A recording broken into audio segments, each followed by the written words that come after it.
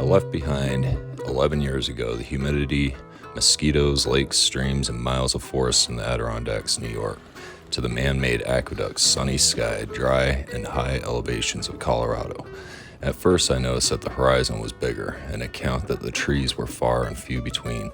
The moon is much larger here, and I assume the sun is closer to us as well.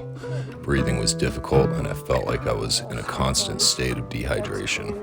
You need to drink a couple quarts a day here. Funny thing is, I do not remember drinking water back in New York. Everything seems to have a sharp point here. The rocks, grasses, vegetation.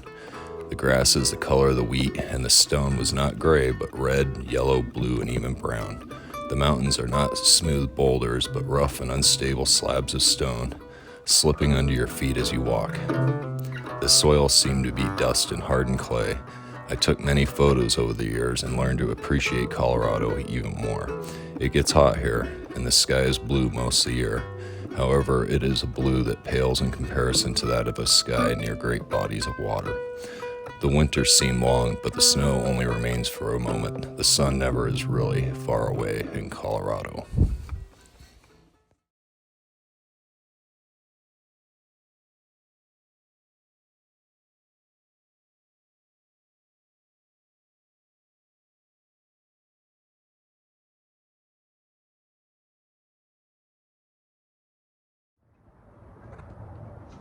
Buenos Estes, Canadian Conquistador here. It's been a while. I am going to make this video on a early to mid-spring tour of my garden. Don't mind the mustache, it's temporary. I just didn't feel like shaving. It kind of is sore there when you shave, so most men know that. I'm gonna make this, try to make it somewhat short, but I'm just gonna tour around and give you what it looks like. Hope you enjoy. Alrighty, so those irises are in full bloom. Don't mind the pond, don't mind the junk. This whole yard's kind of construction zone right now, but we'll start over here. Jump down into the devastated pond. And here are some nice looking irises. Really nice. I'll just climb over these rocks and show you what's going on back here. This is some scantium grass that I just bought this year. It gets about 15 feet tall. It's not edible, so I put it in this corner so I don't have to maintain it. I've got a native, I think it's an elm that's just volunteered back here, which is perfect because that's non-edible too. I don't have to come back here, but the dog comes back here and thrashes on the scantium grass. This is a burning bush that I planted about 5 years ago, and it's finally established itself on the edge of this pond. And future waterfall. This, I don't know what this is, but it had some dieback. It's in that little island there, so I don't expect it to get very big. More irises. I pretty much transplant them every year so that I get a little bit more each year in the yard. All right, so this is a variegated bamboo. I'm hoping this gets really tall. I think it's supposed to get like 10 feet tall. But I got my new grape coming up, so that eventually this trellis will have grapes. Over here I've got some more bamboo popping up, and if you look really hard, I got some more bamboo popping up here, right there. That's the dead banana that never came up, but I've got its brother over there in a pot. This is some kind of nitrogen fixing autumn olive, I believe. My new addition. These 3 pawpaws, only one of them's starting to flower, put on leaves. But they're beautiful leaves though. I've had one of these before, but I put it in direct sun and it fried. So this time, giving it a try in the shade. The locust. All right. Over here, we got a fig coming up. The dog's gonna run it over, so I put this chair here. Here's a passion vine coming up.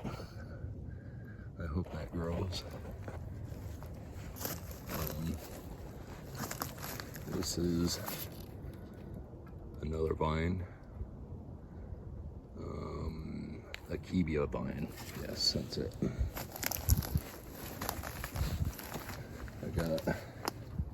We won't show you that. This is a currant up to my shoulder. It hasn't flowered yet. I'm kind of disappointed because if it don't flower, I'm going to throw it. I'm going to cut it up and throw it away. Apple tree. This is my Jonathan apple tree. This grapevine. If you look really close, you can see little clusters of grapes. This will be the first year I think we get a crop. This is my project I'm working on right now. That'll be another video. There's another one. Oop, more grapes.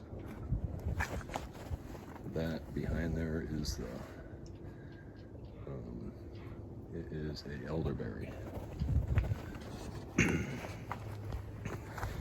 Here is my humongous bloody dock. Next to it's 2 sorrel that I planted, and another baby bloody dock. I hope this is all bloody dock eventually right here along the creek. That is a I actually forgot what that is. Let's see what the tag says. It's a red sun haw. It likes where it's at. That's a black lace elderberry.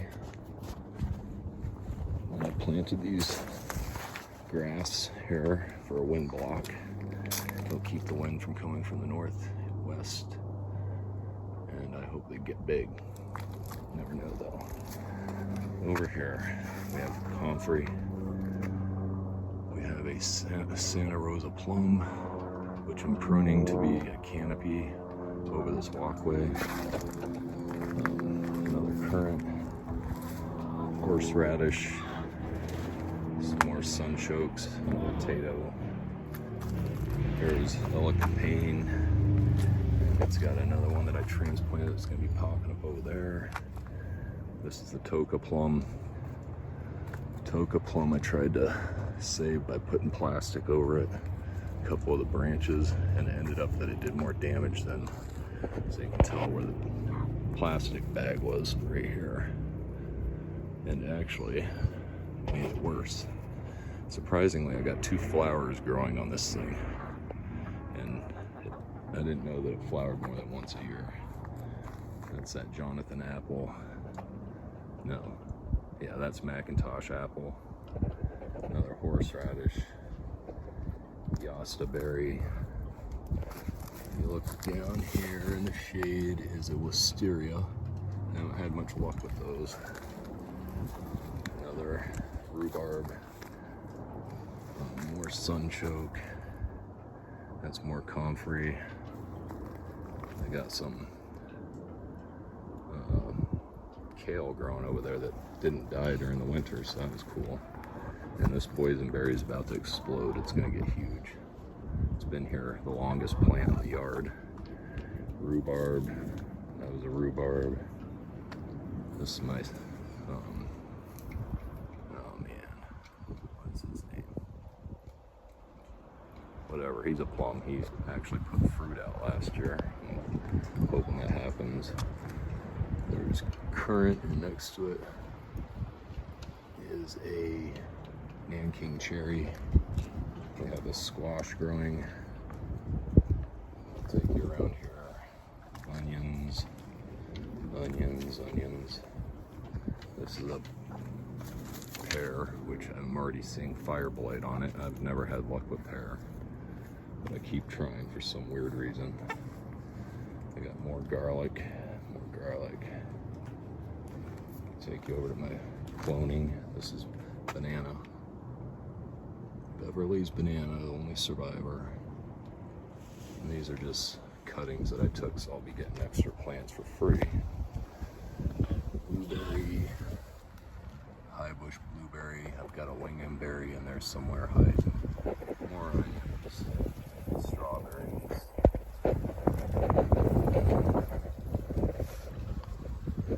Mosquitoes. Let me see. This died back completely to the ground. It's coming back. This is American persimmon. More comfrey. Potatoes. My hops. I went to divide them this year and they never came back up. So I killed it basically. Mulberry died back all the way to the ground, which I'm kind of disappointed, but it's coming back out, so it'll never be a tree. It'll be a bush that comes back every year. Jujubes starting to put out little leaves. This thing usually just suckers from here, and then that's it. I've had it like 4 years, so I transplanted it. We got a locust volunteering. This is my pomegranate. This is the Russian one. So I thought it was alive. It was alive. And then we got that cold snap and it died back to the ground. So it's going to be a bush. The Utah one. I protected both these pomegranates. This one's coming back. Goji berry's doing awesome. You don't have to take care of them at all. That's another goji berry. Peach tree that's never fruited. Another peach tree. Lost its flowers in the frost. There's my American mulberry baby coming up. The dogwood died. This is the dogwood. I have like 5 new additions, so potatoes, planted where you can. That's the new apricot.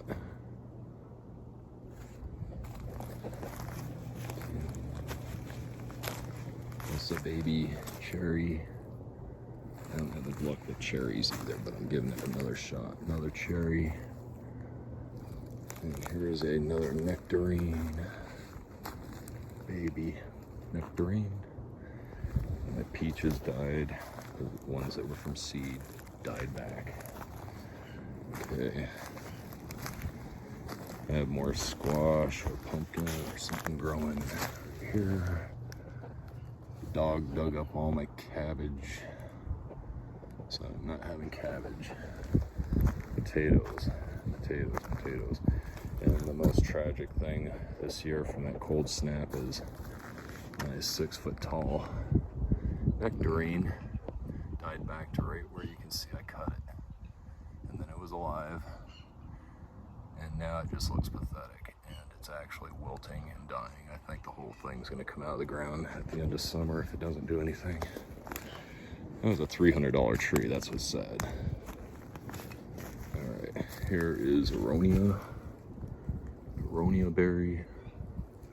This is my new addition. It is another jujube. It's about 8 feet tall. It's putting out leaves, so that's good. That's what we want. Leaves.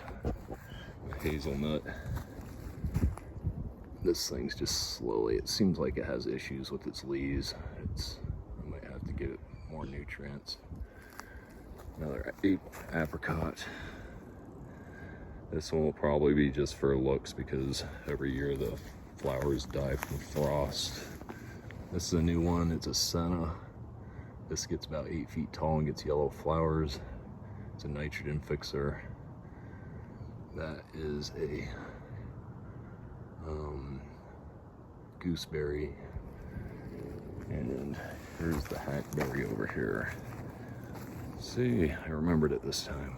This thing could potentially be the biggest tree in the yard because it can get like 60 feet tall. But I'm not gonna keep it that tall. This I do not know what it is, so if one of you know what it is, please leave a comment below. I thought it was horseradish, but it's growing a different type of stock. Then I thought it could have been elecampane, but it's not. I'm thinking it could be a type of sorrel or barrage, maybe. Who knows? This is the blackberry that never seems to get bigger than this. I've had this about 5 years. Don't know what's up. Might need acid or something.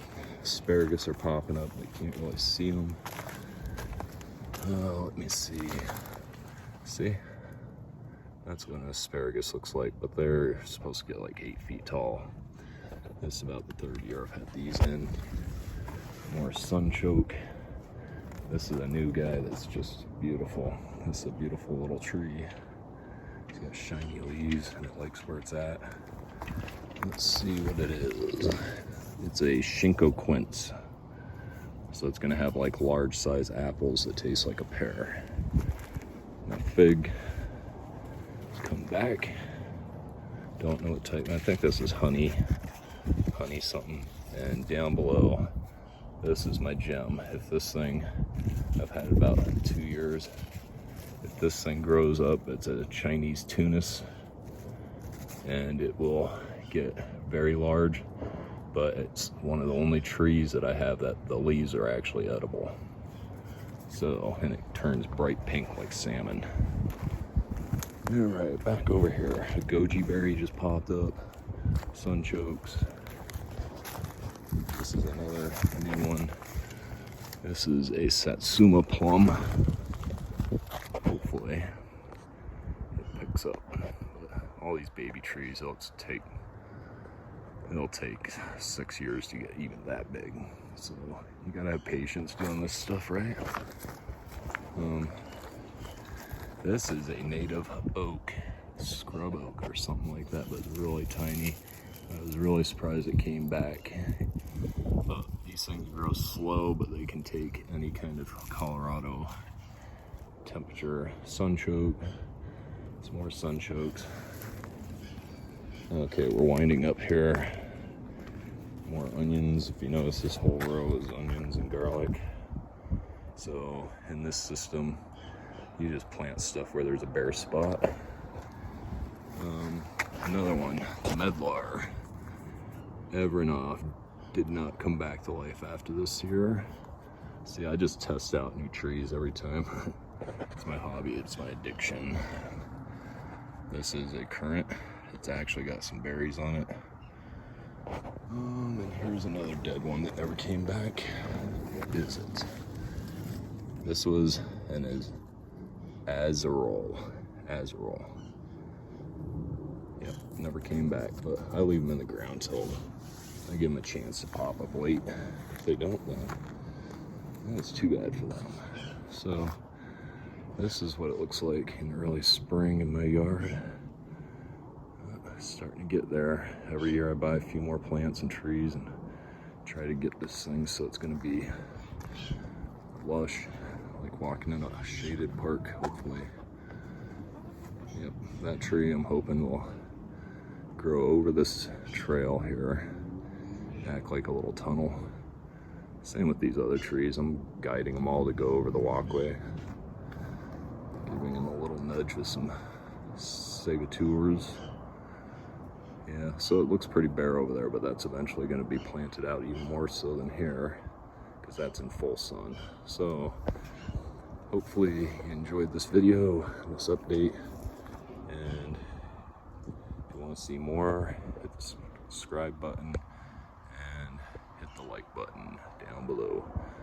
Leave your comments also. I look forward to reading them. All right, take care. Have a nice day. Alrighty then. So, like always, I always forget something, right? I'll just show you these really quick. Here's my veggies. Carrie's getting those going. That's her project. Most of my seeds didn't really make it. I think they were a bad batch, but I wanted to show you this cactus garden. Oh, up close. Okay, so these are all native cactus. I transplant them every year, so I take more petals and spread them out throughout this dedicated area for, this is my thorny thorn garden. So if you look really close, these little guys are flowering. And this one, if you look really close, it's about to burst, and it has magenta flowers, but that's like a cushion. I don't know what it is. It's somewhere in my head. Here's some, I think some kind of collard green. Here's a puffball. And here is my prickly pears. I don't think these ones are edible though. And if you look, we're right there growing corn in the cactus garden.